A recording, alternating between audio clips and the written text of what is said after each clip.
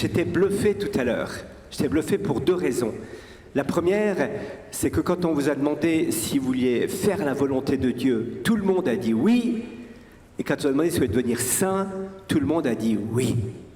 Alors mon enseignement s'arrête là, vous êtes prêts déjà, je n'ai plus rien à dire, on va conclure maintenant. Quoique, il y a dans la Bible une histoire assez intéressante d'un type qui s'appelle Jonas. Vous avez entendu parler de Jonas.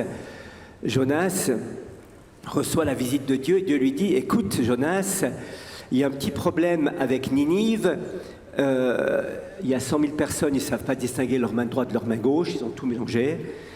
Il faudrait que tu ailles là-bas pour leur dire qu'ils se convertissent ou dans 40 jours, Ninive va être détruite. » Et Jonas, de manière très intelligente, demande le point GPS. Ninive, c'est dans quelle direction? Et Dieu lui dit, c'est là-bas. Et lui, il se casse de l'autre côté à 180 degrés, du côté de Tarsis. Alors Dieu le rattrape, vous savez, avec l'histoire du poisson, comme ça.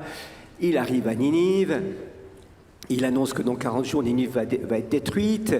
Il se met dans un poste d'observation en face de Ninive. Et puis, il attend que ça se passe. Et manque de peau pour lui, grâce à Dieu, génial. Les gens de Ninive se sont tous convertis et la catastrophe n'arrive pas. Alors là, il se met à pleurer en disant « c'est pas possible, le pigeon c'est moi, j'ai annoncé que Ninive allait être détruit. » Et Dieu dit « mais tu te rends pas compte la miséricorde que j'aimerais faire ?» Et on se trouve parfois, nous aussi, devant cet appel de Dieu, avec nos hésitations. On veut bien faire la volonté de Dieu, on veut bien avancer avec lui. Vous savez qu'un jour, on était avec des enfants de 12 ans comme ça en pèlerinage, puis un petit garçon de 4 ans. On a envoyé les plus grands écrire un petit peu dans leur journal ce qu'ils avaient vécu la journée. Et puis le petit de 4 ans, comme il ne savait pas écrire, on lui a posé des questions. Comme ça, on était les animateurs là. Il nous a fait une catéchèse sublime. Puis à un moment donné, on lui dit, toi tu aimerais être comme Dieu, comme Jésus. Il dit, oh oui! On l'a vu pâlir. Puis il a fait, mais pas comme ça. Et c'était marrant parce qu'on a vu, ouais! Et puis d'un coup, le masque qui tombait. Il a compris qu'au terme d'un parcours, il y avait peut-être cette petite forme particulière qui était là, qui s'appelle la croix. Et donc, c'était ça qui le retenait un petit peu. Ce qu'on peut comprendre d'ailleurs, hein, ce qu'on peut comprendre. Hein, voilà. Alors, le thème de cette session, c'est « Appeler au royaume ». Le boss t'appelle, il a dit que le royaume, c'était pour toi. Un royaume pour toi, un royaume pour chacune et chacun. Alors, sois pas teubé, engage-toi, vas-y, on y va. Elle dit quoi la pub? La pub, c'est le dire comme de Jésus qui dit « bienheureux ». On se dit c'est génial, c'est ce qu'on cherche, on a tous envie d'être heureux, on a tous envie de découvrir le bonheur. Génial, c'est déclasser ton truc, on y va, bienheureux, je marche avec toi. Méga saucé le mec, il y va, bienheureux, le royaume des cieux est à toi, un truc de ouf, on s'engage. Sauf que juste après, et en vous disant cela, c'est la pub qu'a fait le pape François dans son dernier texte, bienheureux les persécutés pour la justice. Le royaume des cieux est à eux. Et là, le dire comme du pape lui dit, écoute, c'est un peu trop fort là. Bienheureux, d'accord, mais les persécutés pour la justice, ça c'est quand même un peu gênant. Ça c'est quand même un petit peu arrachant. Tu commences comme ça, tu aurais pu commencer par un truc plus cool, quoi. Plus facile, plus simple, quelque chose qui accroche, mais pas directement par le hard, pas directement par la chose la plus difficile. Bienheureux les pauvres, bienheureux les persécutés pour la justice. Ça, c'est complètement à l'envers. Et c'est vrai que le pape, il n'est pas dupe. Il dit, effectivement, ces paroles du Christ nous mettent complètement à contre-courant. Elle nous met complètement en porte-à-faux, quelque part, avec le monde. Et quelque part, eh bien, il y a quelque chose qui dérange là derrière. Et avec Dieu, c'est toujours un petit peu comme ça. Vous savez, quand dans l'évangile de saint Marc, il y a une scène assez intéressante, Jésus arrive au bord du Jourdain, Jean-Baptiste est là, il est baptisé, et alors le ciel se déchire, une voix se fait entendre, celui-ci c'est mon fils bien-aimé, en qui j'ai mis tout mon amour. Ça arrache, ça jette, vous voyez, tout mon amour en lui. L'Esprit Saint arrive sous la forme d'une colombe, claque, il se pose dessus, vol stationnaire, voilà. Et puis, juste après, Jésus poussé au désert par le même esprit, s'en alla aux Seychelles, sous les cocotiers, passer 40 jours de vacances. Le père vient lui dire, tu m'aimes, c'est fantastique, tu es mon fils bien-aimé, je te paye un billet pour les Seychelles. Et là, tu t'éclates, mon fils. Et c'est pas tout à fait comme ça que se termine l'histoire. Et derrière l'histoire de nos vies, il y a toujours un petit peu ce questionnement. Quel est ce père qui me dit qu'il m'aime infiniment, dont l'Esprit Saint vient s'éclater dessus en vol stationnaire pour dire « ouais, je le couvre de mon ombre et vraiment, je suis présent dans son histoire » et qui tout d'un coup se trouve dans des difficultés, des épreuves, dans un combat spirituel où tout ne roule pas comme on aimerait que ça roule, où tout ne se passe pas exactement comme on voudrait que ça se passe. Et on se dit « mais il y a quelque chose qui cloche là derrière ». Est-ce que le christianisme est une assurance tout risque qui nous permettrait d'avoir tous les avantages? Et donc, on a contracté l'assurance, baptisé, confirmé, communié. On a l'assurance, le parfait vaccin contre toutes les difficultés de la vie. Ou bien est-ce que le christianisme nous implique, nous engage dans une activité? Et c'est cela dont j'aimerais vous parler. Le christianisme nous engage, nous implique dans une aventure extraordinaire, dans une aventure bouleversante, dans une aventure qui doit vraiment nous réveiller, nous secouer, qui s'appelle l'aventure de la sainteté. Voilà, nous sommes tous appelés à être saints. Le saint n'est pas celui qui a sa tête dans un vitrail, vous savez, ou ces magnifiques panneaux qui sont là, qui s'est représenté de manière admirable, avec la douceur, la paix, les couleurs. Le saint, c'est celui qui devient lui-même vitrail. C'est-à-dire qu'il a une lumière à l'intérieur qui l'habite, et cette lumière irradie à l'extérieur. C'est ça la sainteté. Quand vous avez vu un saint, j'ai eu l'occasion de rencontrer Mère Teresa plusieurs fois à Calcutta, on voyait ce visage qui rayonnait. Elle avait ses rides, comme disait un enfant un jour à sa grand-mère, « Grand-maman, t'as les rides dans le bon sens ». C'est qu'à force de sourire, ça tombe dans le bon sens, vous voyez. Donc, elle avait les rides dans le bon sens et un tempérament. D'un jour, on était devant l'entrée de la maison mère à Calcutta, et il y a une sœur qui est en train de partir pour aller travailler dans un centre, le Shishubawan, le centre des enfants abandonnés, ou je ne sais pas quoi, bref. Et puis, j'étais en train de discuter avec Mère Teresa à l'entrée, et Mère Teresa dit « Sister, come here ». Alors la sœur, un peu interpellée, arrive « Oh yes, mother ». Et elle dit « Sister, you stay here today ». Ma sœur, vous restez ici aujourd'hui. Ah bon, dit la sœur volontiers. Dit, vous savez, avec la tête que vous faites, les pauvres ont déjà suffisamment à supporter, sans supporter encore votre tristesse. Waouh, direct, jeu 7 et match, Teresa de Calcutta, vous savez. Et moi, j'étais juste à côté, j'assistais à la scène, vous faites semblant de ne pas avoir entendu. Comme ça. Voilà. Donc, un tempérament, une détermination.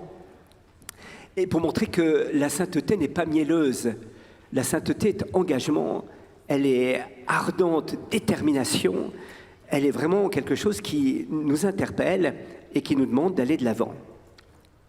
Alors, cette sainteté, elle s'inscrit aussi dans la vie quotidienne.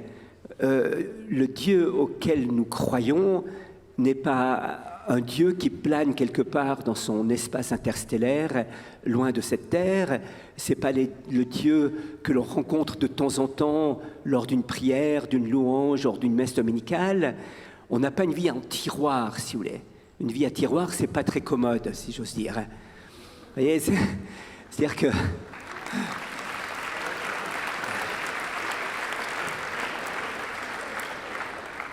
Notre vie doit être complètement unifiée, et le but de la sainteté, c'est de trouver Dieu en toutes circonstances.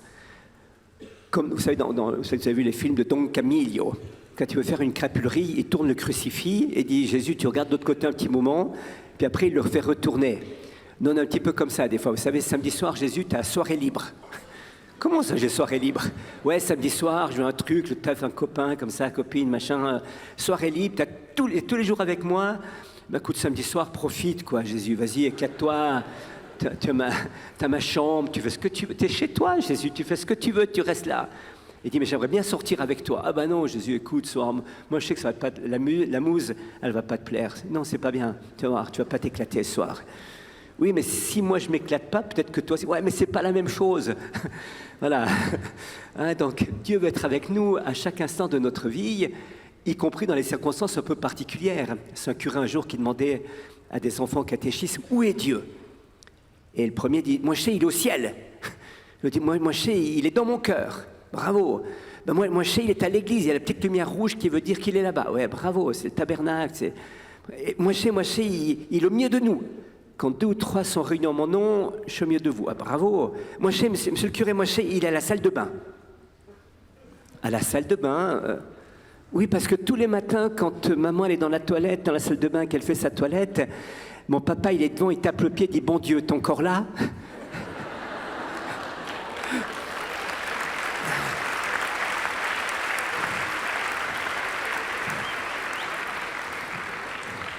Ce qui est assez vrai d'ailleurs, puisqu'il doit reconnaître le visage de Jésus dans son épouse. Hein. Donc c'était une prophétie finalement. Je ne suis pas sûr que ça se dit sur ce ton-là, mais enfin, voilà. Donc, appeler à la sainteté, appeler à vivre cette soif, et peut-être que c'est le cri le plus important pour notre temps, voyez-vous. Il y a un théologien et philosophe juif, Abdenour Bidar, qui est très intéressant, et qui dit « Notre crise majeure, la crise majeure de ce temps, n'est ni économique, ni financière, ni écologique, ni sociopolitique, ni géopolitique. C'est une crise spirituelle, d'absence radicale dans les élites et dans les masses, d'une vision sublime dans l'homme qui serait partageable entre tous. Et s'il y en a un, dit-il, voilà le vrai visage du totalitarisme aujourd'hui, la conspiration terrible, tyrannique et secrète de toutes les forces intellectuelles et sociales qui condamnent l'être humain à une existence sans aucune verticalité.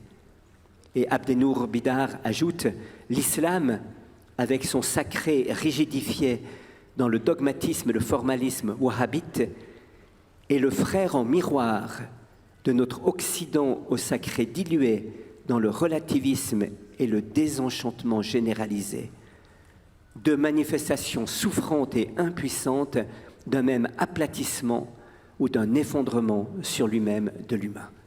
C'est très pertinent comme analyse de se rendre compte finalement que derrière la crise que nous vivons, il y a une crise et un enjeu spirituel. Pour le cœur de chacune et de chacun d'entre nous, saint Augustin disait admirablement, le cœur de l'homme est fait pour Dieu et il est sans repos tant qu'il n'a pas rencontré Dieu. Je me souviens d'un jour d'un drogué qu'on accueillait dans notre communauté en accueil, des jeunes qui ont passé par la drogue, l'alcool, la violence, la dépression et tout ça. Et à un moment donné, je lui parlais de Jésus comme ça. Il se met à taper le poing contre le mur en disant « Putain, pourquoi on ne m'a pas dit ça plus tôt ?» Je dis quoi? Ben que Jésus existait, j'en serais peut-être pas là aujourd'hui. Alors j'ai dit, il y a 2 choses. Ou on te l'a dit, tu n'as pas entendu et c'est dommage pour toi, ou on ne te l'a pas dit et je te demande pardon. On est des salauds. Parce qu'on t'a caché le trésor qui aurait pu donner un sens à ta vie, plutôt que de combler par la dope ce qui brûle ton cœur, ce qui brûle, ce qui fait ta soif la plus profonde. Tu aurais pu le combler par le seul qui est capable de répondre à la soif de bonheur qui t'habite, à la soif de vie qui t'habite. C'est Jésus-Christ et on ne te l'a pas donné. On s'est tu devant ce grand mystère. Voilà, donc je crois qu'il y a véritablement un cri de notre monde qui nous oblige à nous impliquer, qui nous oblige à nous engager. Chacun est en quête de sens. Il y a un grand psychiatre autrichien, Viktor Frankl. Viktor Frankl a fondé une école de psychologie, de psychiatrie qui s'appelle la logothérapie, la thérapie par le logos, par le sens. Il a vécu lui-même 3 ans à Auschwitz. Donc ce qu'il a découvert en tant que juif interné, mais aussi en tant que thérapeute, en confrontation avec la souffrance de l'homme, est quelque chose qui n'a pas été écrit dans un bureau d'intellectuel. Vous voyez, c'est dans sa chair, dans son cœur qu'il l'a vécu. Et il s'est rendu compte qu'il y avait 2 catégories de personnes là-bas, celles qui survivaient assez longtemps et celles qui mouraient très vite. Il s'est rendu compte que la ligne de fracture entre les deux groupes, c'était pas le tour des biceps, le fait que le mec était balèze ou je sais pas quoi, c'était le fait que certains avaient un sens à leur vie et d'autres n'avaient pas de sens à leur vie. Et parmi les sens de la vie, il a trouvé 3 façons de comprendre le sens de sa vie. Le premier, c'était, dit-il, c'est la voie de l'accomplissement, la voie du faire. Quand je sortirai du camp, eh bien, je terminerai mes études, je fonderai une entreprise, j'écrirai un livre, je raconterai ce que j'ai vécu. Voilà, faire quelque chose. Il disait ça ne durait pas très longtemps parce que l'angoisse et la souffrance du lieu présent engloutissaient très vite cette dimension du faire. La deuxième voie, c'était la voie de l'amour. Ah, disait-il, ça c'était très fort. Je vais retrouver ma famille, ma fiancée, mon épouse. Lui-même disait-il que c'était ça qui le motivait pendant longtemps. Et il disait même avec l'amour, on était capable d'avoir de l'humour. Il raconte qu'un jour, c'est au mois de novembre, le sol avait commencé à geler. Il se trouvait qu'un coprisonnier, il glisse sur une plaque de glace, tombe dans une flaque d'eau, se relève complètement boueux, ils se regardent et ils éclatent de rire. Vous voyez l'ambiance. Auschwitz, éclate de rire et un dit à l'autre, heureusement que nos épouses ne sont pas là, qu'est-ce qu'elles diraient en nous voyant dans cet état? Donc l'amour humain était capable de prendre de la distance par rapport à l'inouï, à l'horrible des situations. Et puis, son épouse est morte dans un autre camp, à Ravensbrück. Et donc, il disait, il y avait un 3e sens de la vie. Et c'est ce que lui-même a expérimenté. Il raconte qu'un jour, il était avec qu'une seule envie, c'était de mourir ou d'organiser, comme on disait là-bas, c'est-à-dire trouver de la nourriture. Et j'avais cette angoisse qui me saisissait le cœur, le froid qui me saisissait le corps, et cette envie de mourir et de partir et de disparaître. Et puis tout d'un coup, dit-il, une parole d'un psaume a commencé à tourner dans ma tête. « Rendez grâce au Seigneur, car il est bon, car éternel est son amour. Dans mon angoisse, j'ai crié vers le Seigneur, il m'a exaucé, il m'a mis au large. Le Seigneur est pour moi, je ne crains pas. Que pourrait un homme contre moi? Mieux vaut s'appuyer sur le Seigneur que de compter sur les hommes. » Il dit, cette parole du psalmiste, le psaume 117, 118 de la fête des tentes, la grande fête hébraïque, tournait en rond et a rempli son cœur d'une paix et d'une joie. Et donc, voyez-vous, 3 niveaux du sens, le faire, l'amour et ce qu'on appelle la transcendance ou la relation à Dieu. Il ne s'agit pas nécessairement d'opposer les 3 sens, mais le seul qui disparaîtra jamais, le seul capable de remplir une existence, c'est cette relation à la transcendance. Le seul capable de transformer, y compris l'inacceptable, y compris l'inouï, y compris la souffrance, c'est la présence de Dieu, voyez-vous. L'amour humain peut y subvenir, le travail peut y apporter aussi une certaine contribution, mais fondamentalement, ultimement, eh bien, ce sera cette expérience-là. Et Frankl disait, ever more people today have the means to live, but no meaning to live for. Tellement de personnes aujourd'hui ont des moyens de vivre, mais si peu ont un sens à cette vie, une raison de vivre. Voilà. Alors, comment rentrer dans cette sainteté, puisque c'est cela que Dieu nous appelle à vivre, pour véritablement goûter le royaume des cieux. Et le royaume des cieux, voyez-vous, saint Paul nous dit, il est paix, justice et joie dans l'Esprit Saint. Paix, justice et joie dans l'Esprit Saint. C'est pas mal quand même. Paix, justice et joie dans l'Esprit Saint. Comment découvrir le visage du Dieu qui se révèle dans cette paix, cette justice et cette joie. Dans une école un jour, une maîtresse demandait aux enfants de faire un dessin, des enfants de 6-7 ans comme ça. Alors chacun y allait de son dessin. Et puis, alors elle marchait dans les rangs, puis elle dit, toi tu dessines quoi? C'est mon chien. Ah, d'accord, ok, d'accord. Marque dessous, chien. L'autre, ça c'est ma maison. Tu fais comment pour rentrer? Il n'y a pas la porte. Bon, très bien, ça va. Et puis, toi, moi c'est mon papa. Ah bah dis donc, ton papa. Moi c'est ma maman. Très bien, moi c'est mon petit frère. Et moi je dessine le bon Dieu, dit un élève. Il dit, bon, on ne sait pas à quoi il ressemble, le bon Dieu. Et l'enfant dit, quand j'aurai fini mon dessin, vous saurez. Alors, vous savez, des fois, on est un peu comme ça. On se dessine le Dieu qu'on imagine. On se dessine le Dieu qu'on aimerait voir. On dessine le Dieu qui correspond à nous, mais pas le Dieu tel qu'il s'est révélé en Jésus-Christ. Parce que Dieu a dessiné son visage. Et ce visage, il l'a mis dans le Christ. Et c'est ça qui est incroyable dans le christianisme. Nous avons le visage de Dieu. Un visage complètement déconcertant. Le peuple juif n'osait pas prononcer le nom de Dieu. Le nom qui avait été révélé à Moïse. Une fois par année, le grand prêtre, après une semaine de jeûne, à la fin de la grande fête du Yom Kippour, rentrait dans le Saint des Saints du Temple de Jérusalem et disait ce nom imprononçable, ce qu'on appelle le tétragramme, les 4 lettres de ce Dieu, je suis celui qui suis. Et c'était tout. Et tout d'un coup, voilà que Dieu se révèle dans le visage d'un petit gamin. Non seulement on peut prononcer le nom, t'appelles comment? Yehoshua. Vas-y, répète. Yehoshua. Yehoshua. Non, vas-y. Un petit gamin à qui on apprend à prononcer son nom, qui apprend à dire Abba, papa, qu'on peut porter dans ses bras, vous imaginez? Ce Dieu se révèle dans cette vulnérabilité de l'enfant. Il se révèle dans la vulnérabilité de la croix, dans la pauvreté de la croix. Et je crois que c'est un lieu universel de révélation. J'allais donner un jour une conférence à Montpellier. Il y avait un gars qui faisait du stop, je le prends. Et en rentrant dans la voiture, il voit que j'avais ce truc bizarre autour du cou. Il me dit « Ah, t'as une croix, toi? Ouais, super !» Moi, il y a ma vie qui a changé. Il y a 10 jours, j'ai vu un mec qui portait une croix. Je dis « Ah bon, raconte-moi ton histoire. » Il me dit « Bah, tu vois, j'étais dans un squat avec des toxicos. Lui-même se droguait pas, était un peu le souffle-douleur du squat. Et c'est lui qui faisait tout le sale boulot. Et il me dit « Voilà, il n'y avait pas d'électricité, pas d'eau, donc il nettoyait, enfin tout ce que vous imaginez qui a pu se passer dans un squat quand c'est deg et qu'on est pété. Et puis il me disait, j'étais tellement angoissé que le seul moment où j'osais sortir du squat, j'avais tellement peur des autres que le seul moment où j'osais sortir, c'est quand les autres étaient complètement pétés le soir, qui étaient tous étendus par terre. Et moi j'allais dans un coin de la ville, il y avait une petite colline et dessus il y avait un poteau énergétique. Alors je prenais le poteau dans mes bras, comme ça, je le serrais. Une demi-heure, 3/4 d'heure. Il me dit, une fois, je suis resté 5 heures scotché au poteau, comme ça.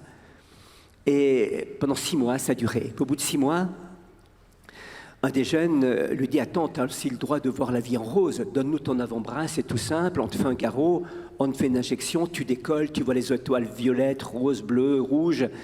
Ça se passe bien, tu verras. Et lui, à ce moment-là, il ne pouvait pas supporter la drogue, donc il s'est cassé. Il courait dans la rue, il tend son pouce. Quelqu'un s'arrête, il dit « Tu vas où? N'importe où, mais je dégage. » Ok, monte dans la voiture. Et le chauffeur avait un truc très bizarre. Il avait un truc comme ça autour du cou. Et le gars lui dit « Mais c'est quoi ton truc ?» Il dit « Tu connais pas, c'est la croix. C'est le signe de l'amour de Dieu pour nous. » Et ça fait tilt dans la tête du mec. Le poteau énergétique. Il ne comprenait pas pourquoi il n'y avait pas de fil qui partait du poteau. Il y avait une grande barre en travers sur le poteau. En fait, ça fait 6 mois qu'il serrait la croix, il ne connaissait rien.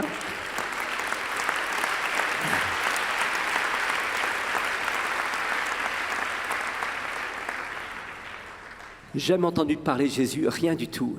Mais Jésus a entendu parler de lui, voyez-vous. Et ce n'est pas tant lui qui serrait la croix que la croix qui le serrait. Et même son poteau énergétique, ce n'était pas si faux, parce que dans les pères de l'Église grecque, on parle de l'énergeia, c'était le nom de l'Esprit Saint, voyez-vous. Donc il était branché sur l'Esprit Saint. Alors il allait au même endroit où j'allais, il m'a dit « Ouais, j'ai appris qu'il y avait un mec qui venait parler à des jeunes quelque part là-bas, je vais aller voir le truc. » Je dis « Bon, ok, on va au même endroit, je te conduis. » Voilà. Donc l'expérience de la croix, 3e lieu, 3e signe de la révélation du visage du Christ, c'est la petite hostie. Il est là réellement présent. C'est vraiment Jésus qui est là. Vous allez pouvoir adorer Jésus ici durant cette session, pour aller communier. Peut-être que ça fait déjà des années que vous communiez pour certains d'entre vous. C'est vraiment lui. J'ai un ami prêtre qui est à la retraite aujourd'hui, qui était servant de messe quand il était jeune. Et alors, un jour, il servait la messe avec un vieux prêtre âgé, très fidèle, très pieux, mais un peu handicapé. Et après l'élévation, le prêtre pose l'hostie sur l'autel, sur la patène, et puis met les 2 coudes sur l'autel pour faire la génuflexion, et quand il se relève, plus d'hostie sur la patène. Elle était rentrée dans la Manche de l'Aube. Le pauvre curé paniqué se tourne vers le servant de messe et dit « Bon sang, il est où le bon Dieu ?» Alors, à l'époque, on avait le catéchisme par question-réponse, et la deuxième question, c'est « Où est Dieu ?» La réponse que les bons enfants du catéchisme savaient par cœur, c'était « Au ciel, sur terre et en tout lieu ». Donc lui, tout fier de savoir son catéchisme, dit « Au ciel, sur terre et en tout lieu ». Et le curé lui dit « Non, pas celui-là, l'autre ». Donc, il y a comme en Dieu, celui qui est au ciel, sur terre, en tout lieu, et qui est sous l'apparence d'une matière inerte qui est le pain. Voyez-vous, et il n'y a plus de pain, c'est Jésus qui est là. Vous pouvez venir devant lui, vous pouvez venir expérimenter. Pourquoi Dieu vient-il se révéler à nous de cette manière-ci? C'était l'horreur pour Nietzsche de découvrir cette pauvreté de Dieu. Il dira même à un moment donné, Dieu est mort, mais c'est vous qui l'avez tué, les chrétiens. Vous avez osé présenter un Dieu loser, un Dieu perdant, un Dieu pauvre, un enfant, un crucifié, celui qui prend le look d'un bout de pain. Voyez, vous avez osé présenter un Dieu comme ça. Et pour nous, c'est la plus grande victoire, c'est la chose la plus extraordinaire, parce que Dieu vient me rejoindre dans ma vulnérabilité. La sainteté que je désire n'est pas une toute-puissance, ce n'est pas une réussite parfaite extérieure qui serait absolument sans échec et sans difficulté. Ce n'est pas ça. Le Dieu auquel nous croyons, ce n'est pas le Dieu qui réussit tout. Vous savez, dans Astérix aux Jeux Olympiques, César a cette tirade extraordinaire. César ne vieillit pas, il mûrit. Ses cheveux ne blanchissent pas, il s'illumine. César est immortel pour longtemps. César a tout réussi, tout conquis. C'est un guépard, un samouraï. Il ne doit rien à personne, ni à Rocco, ni à ses frères, ni au clan des Siciliens. César est de la race des seigneurs. D'ailleurs, le César du meilleur empereur a été décerné à César. Voilà. Ça, c'est les antipodes du christianisme, voyez-vous. C'est pas comme ça. Dieu vient me rejoindre dans ma vulnérabilité, dans ma pauvreté. Et donc, c'est là que Dieu vous attend. Il veut que vous soyez saints, et des fois, quand on se voit, on dit « Oh, bah, dis donc, c'est mal parti. » Je ne sais pas vous, mais là, avec mes péchés, avec mes conneries, avec mes errements, avec mes trucs où je tourne la tête de Jésus pour pas qu'il voie ce que je fais le samedi soir, avec tout ça, est-ce que Dieu est capable? Ouais, Dieu est capable. Dieu est capable. Si vous voulez bien, il ne va pas le faire sans vous, sans une détermination, sans un choix, sans un oui, clair et précis, mais il est capable de le faire. Parce que tous les saints, il faudrait peut-être écrire toute la vie des saints à partir de l'expérience de leur pauvreté. Un tout grand saint, Philippe Néri, disait « Seigneur, prends garde à moi. Si tu ne me préserves pas par ta grâce, je te trahirai aujourd'hui et je commettrai à moi tout seul tous les péchés du monde entier. »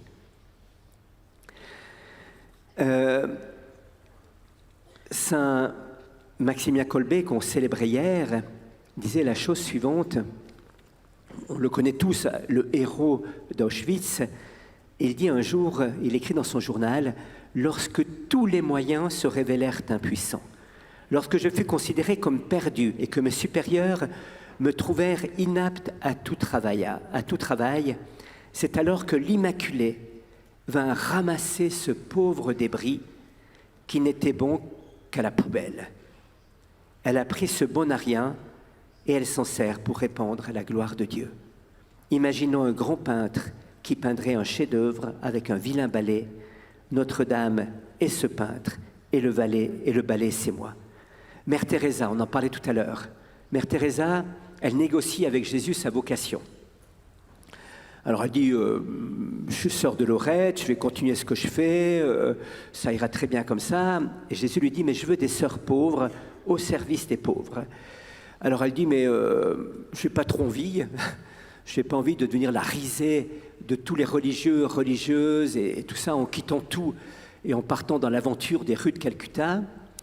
Alors, c'était vrai d'ailleurs, quand j'étais à Calcutta, j'ai rencontré une des premières sœurs de Mère Teresa qui avait été envoyée par Mère Teresa dans le sud de l'Inde faire une formation d'infirmière pour l'œuvre de Mère Teresa. Alors elle débarque là-bas dans une congrégation de religieuses soignantes, elle-même encore en laïque, et les sœurs lui disent « Ah, vous venez d'où? De Calcutta ?»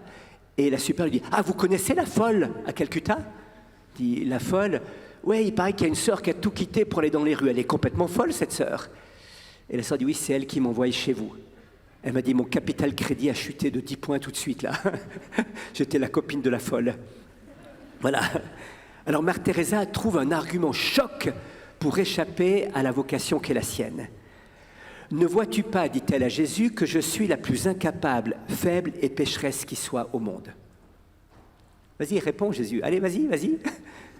Et Jésus lui répond, tu es, je le sais, la personne la plus incapable, faible et pécheresse qui soit. Donc, vous voyez, Jésus, il est dans la vérité. Il n'a pas dit, mais non, tu manques d'estime de soi, il faudrait suivre un cours de coaching pour commencer à augmenter l'estime de soi. Il n'a pas dit, mais t'es pas aussi nul que ce que tu t'imagines, il y a plus nul que toi, j'ai trouvé une fois dans l'histoire de l'humanité. Il lui dit, je le sais, tu es la personne la plus incapable, faible et pécheresse qui soit au monde. Et c'est justement parce que tu es telle que je veux t'utiliser pour ma gloire. Refuseras-tu? Voyez-vous, l'expérience au point de départ de la sainteté, c'est une expérience de pauvreté. Une expérience même de péché, si j'ose dire. Il y a un frère carme extraordinaire qui s'appelle le frère Laurent de la Résurrection. Il faisait les omelettes, ça il savait plus ou moins faire dans son monastère, et réparer les sandales. Et alors, un jour, il voit passer un de ses frères dans les couloirs qui tirait la gueule, vous savez, la bouche à 7h25, comme ça, là. Et alors, il dit au frère, mon frère, ça n'a pas l'air d'aller très bien. Oh non, ça ne va pas. Vous êtes malade? Il dit, au pire, vous êtes mourant? Il dit, pire. Il dit, mais vous allez quitter le monastère? Pire. Et puis il dit, mais expliquez-moi, qu'est-ce qui se passe? Et le frère dit, j'ai fait un péché. Et Laurent éclate de rire et dit, et ça vous étonne? Il dit, vous savez, moi quand je fais un péché, ça ne m'étonne pas. Je suis tellement pauvre, tellement pécheur que ça ne m'étonne pas. Mais quand j'en fais pas, alors ça m'étonne. Parce que la grâce de Dieu est forte pour m'empêcher de tomber. Ce que la grâce de Dieu est forte pour m'empêcher de tomber. Là, on est au cœur du christianisme, mes amis. On est au cœur de la vie. Le pape disait que les deux grands obstacles à la sainteté, c'était deux choses, la tête et la volonté. Pas la tête et la volonté comme telle, mais la tête bourrée de connaissances, sans mise en pratique des connaissances, ça s'appelle la gnose, de croire que plus j'accumule de savoir et de science, plus je suis bien, plus je suis sauvé. C'est pas vrai. Il y a un grand théologien, il s'appelle Satan, il est très doux en théologie. Il est plutôt pas fréquentable comme mec, vous voyez. Donc, c'est pas la science en tant que telle qui nous sauve, c'est l'amour qui nous sauve. Et puis l'autre chose, c'est croire qu'à la force du poignet, à coup d'effort, à coup de résolution, à coup de bonne volonté et de détermination, on va réussir. Non, tout ça est nécessaire, tout ça est important, mais l'essentiel, c'est la grâce de Dieu qui se déploie dans ma faiblesse et qui me rend capable de faire, comme dit saint Paul, bien au-delà, infiniment au-delà de tout ce que je peux demander ou envisager. Voilà l'expérience centrale qui va me conduire à la sainteté.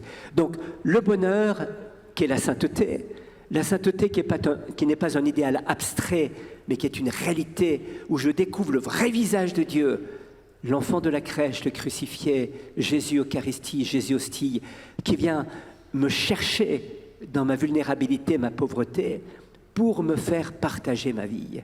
Alors là, il y a un point important, c'est le désir d'être saint. Jorge Mario Bergoglio, vous connaissez, il s'appelle François aujourd'hui, écrivait, il avait 23 ans, il écrivait à sa sœur Maria Elena. Il était pour la première fois dans un quartier pauvre et il dit, je vais te raconter quelque chose. Je donne des cours de catéchisme dans une école à des élèves de 8-9 ans. Les enfants sont d'une grande pauvreté. Certains viennent même pieds nus à l'école, ils n'ont pas de quoi acheter des souliers. Ils n'ont rien à manger en hiver, ils sentent le froid dans toute sa rigueur. Pense bien à ce que je te dis. Quand tu es joyeuse, beaucoup d'enfants pleurent. Quand tu t'assieds à table, beaucoup n'ont qu'un bout de pain à manger. Et quand il pleut et qu'il fait froid, beaucoup vivent dans des abris en tôle et certains n'ont rien pour se protéger. L'autre jour, une vieille dame me disait « Oh mon père, si je pouvais avoir juste une couverture, qu'est-ce que je serais bien ?» Et le pire de tout, dit Jorge Mario Bergoglio à sa sœur, c'est qu'ils ne connaissent pas Jésus. Ils ne le connaissent pas parce que personne leur en a parlé. Tu comprends maintenant pourquoi je te dis qu'il nous faudrait tellement des saints? Voilà la réponse du jeune Jorge Mario Bergoglio, le pape François aujourd'hui, à 23 ans, à sa sœur. Confronté à la souffrance, confronté à la pauvreté, il se dit, il faut des saints pour répondre à ça. Il n'y a d'ailleurs qu'un seul drame, et le pape le dit, une seule tristesse au monde, c'est dans la femme pauvre de Léon Bloy, une femme un peu faux-folle, mais qui est très sage, qui va partout en disant, il n'y a qu'une seule tristesse au monde, celle de ne pas être saint. Et Madeleine Delbrel, une grande sainte, une femme communiste athée, qui s'est convertie et qui a travaillé dans les banlieues ouvrières de Paris, disait « Je pense que le monde entier a été privé de force vive, mutilé, défiguré, parce que ceux qui étaient destinés à le vivifier, le penser, le transfigurer, ont choisi d'aimer facilement. D'aimer facilement. » Et quand le pape François crie en disant « Mais l'ennemi de la sainteté, c'est la gnose, la connaissance qui se détourne de la finalité, comme si par la connaissance, j'essayais d'esquiver la rencontre avec Jésus. Et le pélagianisme, c'est-à-dire le fait de vouloir faire à la force du poignet la sainteté, eh bien, dit-il, tout ça relève de la mondanité. Seul le Christ crucifié, dit-il, nous sauvera des démons qui nous font glisser lentement vers la mondanité, en nous sauvant aussi de la bêtise et de la séduction. Et il dit, il faut se poser la question, ma vie est chrétienne ou elle est mondaine? Comment je peux comprendre cela, dit le pape, avec la même recette que pour saint Paul, regarde le Christ crucifié. La mondanité se détruit devant la croix du Seigneur, et ceci est le sens du crucifix devant nous. Ce n'est pas un ornement, c'est justement ce qui nous sauve de cette fascination, de ces séductions qui te mènent à la mondanité.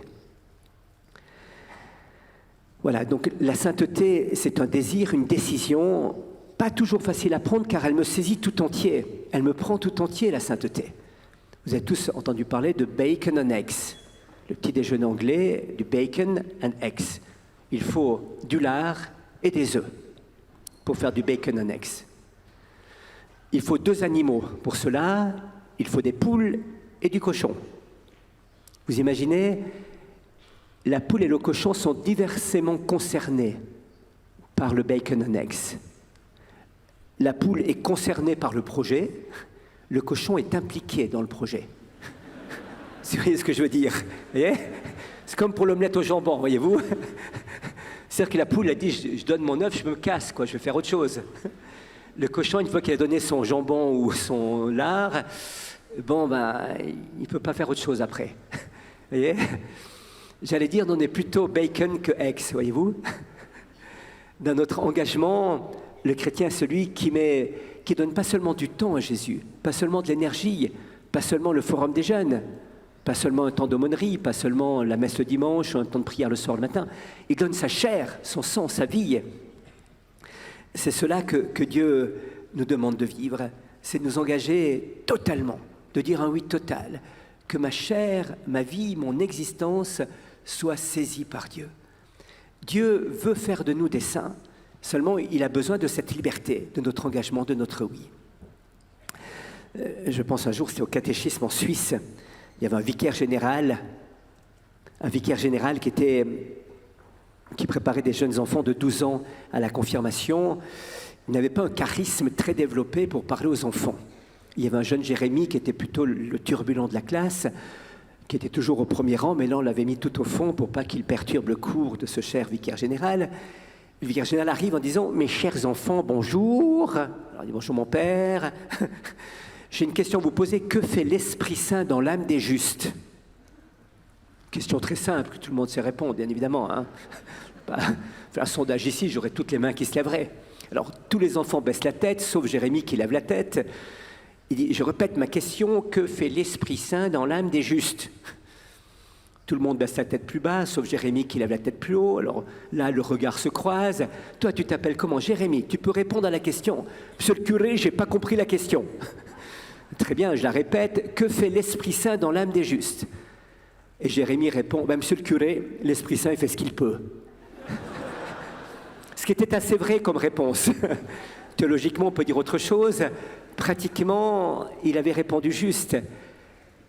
Ce qu'il veut faire, c'est nous sanctifier totalement, nous christifier, nous rendre conformes au Christ, nous transformer, nous dépouiller de nous-mêmes pour que le Christ vive en nous totalement.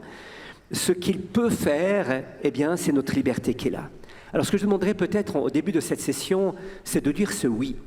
Je logeais il y a 2 jours en arrière chez des amis en Suisse. Et au matin, au petit déjeuner, j'apprends que c'est la maison où avait logé Lénine de 1905 à 1910. Vladimir Ilitch Ulyanov, vous savez, le révolutionnaire.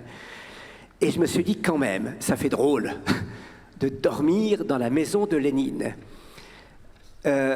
Il a foutu le monde à feu à sang avec quelques personnes. Bon, ils étaient plus nombreux que les 12 des nôtres qui ont mis le monde en amour, vous savez. Mais quand même, je me dis, mais et si on lançait une révolution aujourd'hui? Et si, ici, à Paray-le-Monial, aujourd'hui, au Forum des Jeunes, on se disait, on va faire la révolution de l'amour. Moi, je m'engage pour que je fasse qu'une révolution d'amour éclate dans ce monde, que quelque chose soit transfiguré dans ce monde, que véritablement, à partir d'une décision, à partir de mon désir de sainteté, à partir d'une collaboration les uns avec les autres, à partir d'une volonté sérieuse de bâtir une civilisation de l'amour, je m'engage à faire une révolution. Je m'engage à sortir de la torpeur, à sortir des longueurs pour dire il faut qu'on fasse un monde nouveau. C'était bienheureux Pierre Giorgio Frassati qui avait créé la société des gens louches, des types louches. C'était ceux qui faisaient des attentats d'amour. Il s'est dit, on va chaque jour faire péter une bombe d'amour quelque part. On va chaque jour faire des attentats d'amour. On va décider de mettre le feu à ce monde, le feu que l'Esprit Saint est en personne, le feu que Jésus est venu jeter sur la terre et qu'il aimerait tellement qu'il éclate de partout pour que ce monde change. Voyez-vous, le pape François disait, aujourd'hui, un chrétien, s'il n'est pas révolutionnaire, n'est pas chrétien. Un chrétien qui n'est pas révolutionnaire n'est pas chrétien. Eh bien, je crois que c'est cela qui nous est demandé de faire aujourd'hui, voyez-vous. Faire régner, pour reprendre le mot de Pierre Giorgio Frassati, la terreur de la charité. C'est-à-dire faire partout régner l'amour. S'engager tellement dans cette œuvre qui est là, que mon énergie, mon cœur, mon intelligence, ma volonté s'engagent d'abord à être moi-même émerveillé de l'amour de Dieu, d'aller puiser à la source de la grâce, c'est-à-dire à la prière, à l'adoration, à la réconciliation, à la messe tout à l'heure, à la communion, la force de vivre, et ensuite de me lever pour bâtir ce monde nouveau, pour bâtir la civilisation de l'amour. C'est la seule chose qui va pouvoir changer ce monde, voyez-vous. Saint Pierre invente un mot pour parler de l'Église. Ce mot s'appelle, c'est un mot unique qu'on trouve 2 fois dans l'Écriture sainte. Je vous le dis en grec, ça fait un peu savant, mais rassurez-vous, je le dirai en français après. Adelphotes. Adelphos, c'est frères et sœurs. Geschwister en allemand. Et donc, ce sera la communauté des frères et sœurs. Ça s'appelle la fraternité. L'Église a un nom, c'est fraternité. Une fraternité qui est universelle. Elle ne s'enferme pas à ceux qui ont le label catho. Elle ne s'enferme pas à ceux qui sont de la même couleur de peau, de la même région que moi, ou du même milieu que moi. La fraternité, elle doit être universelle. L'étranger apparaît comme celui qui m'oblige à rentrer dans cette fraternité universelle. Pas de manière abstraite, pas de manière théorique, mais de manière concrète et réelle. L'amour pour le chrétien, c'est l'amour du prochain, du frère et de la sœur que je vois à côté. Nous, c'est tous les Misérables de Victor Hugo, quand Jean Valjean, qui était galérien, 19 ans de bagne, débarque chez Monseigneur Myriel, Monseigneur bienvenu, comme on le disait, et que l'évêque demande à Madame Magloire, qui est son aide de camp, de mettre des draps blancs dans le lit de l'alcôve, de préparer ce qu'il y a de meilleur pour lui, de préparer un bon repas, de chauffer le salon. Et Jean Valjean dit, mais quoi, vous me gardez, vous ne me chassez pas, un forçat, vous m'appelez monsieur, vous ne me tutoyez pas, va-t'en chien, C'est ce qu'on me dit toujours. Je croyais bien que vous me chasseriez, vous aussi. J'avais dit de tout de suite qui je suis. Oh, la brave femme qui m'enseignait ici.